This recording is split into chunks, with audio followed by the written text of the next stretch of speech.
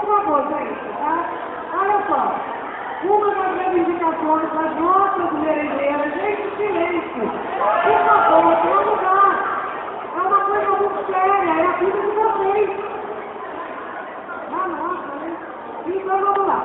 A reivindicação das merendeiras seria que elas fossem classificadas, denominadas como cozinheiras. Por quê? Aceitou?